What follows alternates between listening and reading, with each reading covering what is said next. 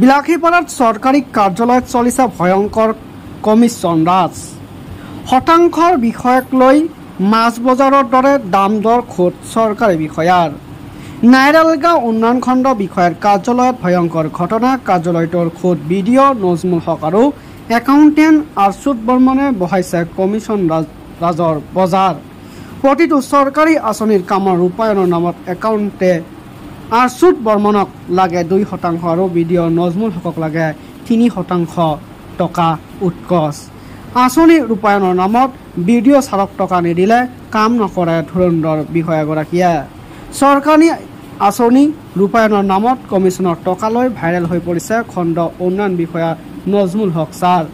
নিজ কাৰ্যালয়ত ভেণ্ডৰৰ পৰা টকা সংগ্ৰহ কৰাৰ এক্সক্লুজিভ দৃশ্য আৱদ্ধ হৈছে মোবাইলৰ কেমেৰাত।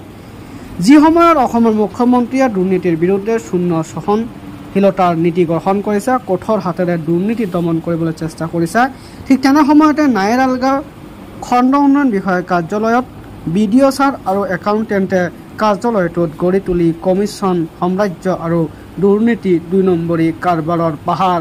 এই ক্ষেত্ৰত কমিছন ৰাজ চলোৱা ধুৰন্ধৰ বিষয়া ধুবুৰী জিলা আয়ুক্ত আৰু বিলাসীপাৰা সমজিলা আয়ুক্তক কি ব্যৱস্থা গ্ৰহণ কৰে সেয়া হ'ব পৰৱৰ্তী সময়ত লক্ষণীয়।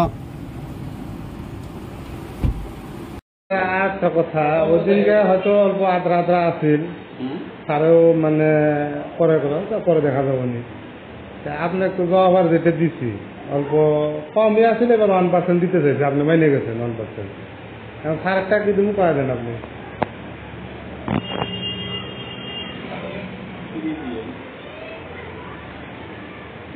আমরা জেনুইন কাম করে কেমনে দিব কোনটা না তো আর ভাইবা কি কথা 20,000 না 22,000 টাকা দিচ্ছি আপনার কারোটা ঠকাই না, এটা দিলাম ও নিব না, ও নেয় না, না করলাম আপনি ডাক দিন দিল ও নেয় না, গেছিলাম আমি না না তুই দেওয়ার কাছে দেওয়া তুমি এই পাগল বুঝে না পরে উঠে দিন কাছে দিই ওটা না কোনো পাওয়া যায় নেব না। আর বাকি কোনো থাকলে প্রেসিডেন্টের সাথেই করে নিলে মিলে নিলে